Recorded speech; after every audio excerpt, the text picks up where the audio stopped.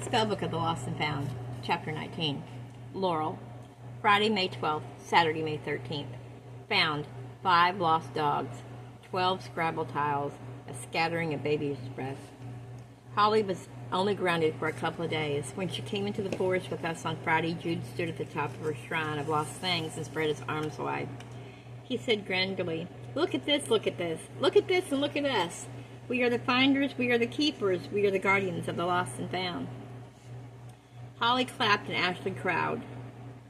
Jude stared at me and waited for my applause, but I just stood watching. Did the others not realize how pretentious he sounded? Did they not understand that we weren't the guardians of anything, and that if it was because of us that these lost things were appearing, then we'd clearly done something very wrong? I think we all believed it now, that this was happening because of the spell, as if our sudden belief in magic was another found thing. Every time we walked into the forest, we'd find something new. We started to gather them in jars, bases of jigsaw puzzle pieces, baskets of old socks and odd socks, pint glasses full of hairpins. Jude had started finding things too. He stood in the forest. The found things we gathered surrounded him like a dragon's horde, and he was the beast in the middle. We were wood nymphs circling him. It's like we'd forgotten that we were the ones who cast the spell, not him. I kept asking where his parents were. I kept asking where he lived, and he said, small talk, small talk. And he waved my words away, and he said, "Why don't you ask the real questions, Laurel? Questions with fire, the questions that matter." So I asked him, "Where do you go with Ash when she sneaks out to see you in the middle of the night, and what do you do?" Ash's cheeks flamed the color of her hair. Holly's eyes were huge in the shade of the forest. They turned on me with so much reproach, but I only asked the question. Jude, for his part, laughed. "That's more like it," he said with relish. "That's the fire I'm looking for." But he didn't answer, and I didn't ask again. I wanted to say something to Holly and even to Ash. I wanted to apologize or maybe warn them against him. Maybe tell them that they deserve so much more and better. Maybe they also deserved a better friend than me. But we are so rarely without him now. Even alone in Holly's bedroom, her patchwork covers pulled up to our chins. It's like he's there with us. We bend our heads together in class, but somehow he's there too. Our hair doesn't tangle together anymore. The only strands I brush out at night are my own. We were a coven, we were a crowd, we were a forest, we were a 3-headed dog. Now I wanted a minute alone with the two of them without feeling his breath hot on my neck. Holly's been losing weight. I can tell by the bones of her wrists and shoulders, even though she never knots her shirt anymore. Doesn't take off her knee socks or tuck her skirt into her underwear when she climbs. She wears her scarf all the time now, wrapped so many times around her white throat it's like a blanket. I don't know how she stands the heat. Holly's been losing her voice. Her words have lowered to a whisper. Holly has lost her heart, but haven't we all? Ash's hand in the back pocket of Jude's jeans. Her laugh loud every time he speaks. And even me, it's like my eyes always know where he'll be. I argue and I roll my eyes at his pretentious words, but I want him to think highly of me. I want him to see my straight spine, my sharp teeth, and I want him to fear my bite but desire it.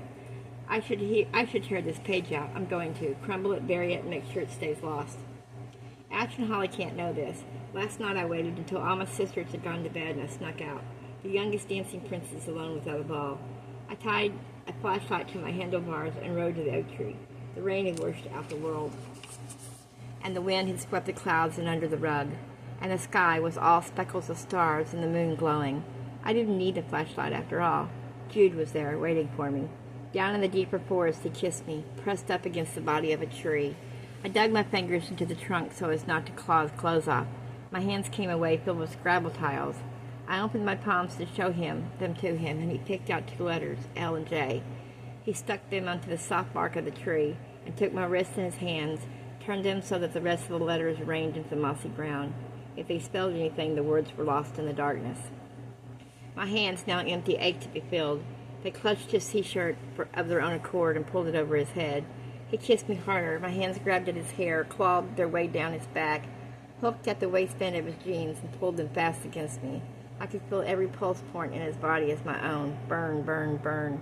Then somehow my t-shirt was off, my bra unclasped, my back against the tree, and pressing so hard against the bark, I marked it by it still. His hands holding my face, his palms either side of my neck, his thumbs making paths along my breastbone. His fingers played over my breast, his lips left mine and followed, his hands down, down, a train of kisses like pearls, like tears. My mouth was open, my eyes closed, my breath heavy in the silence.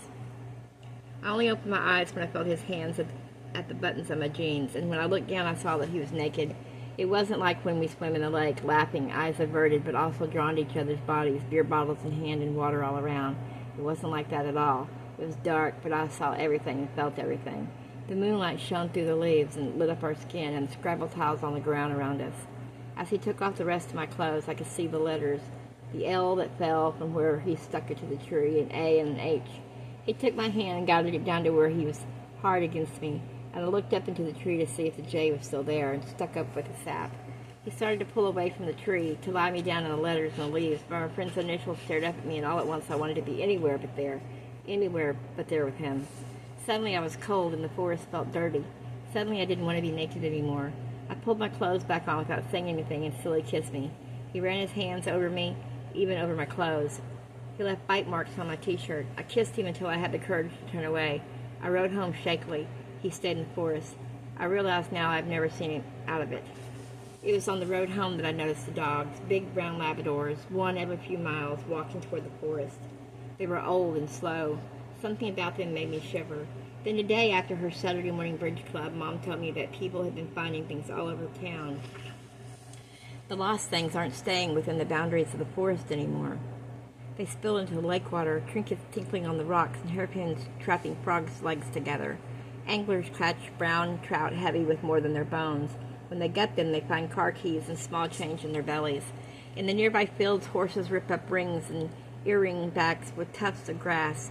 Odd socks and glass bulbs of Christmas lights are resurfacing in cow pies.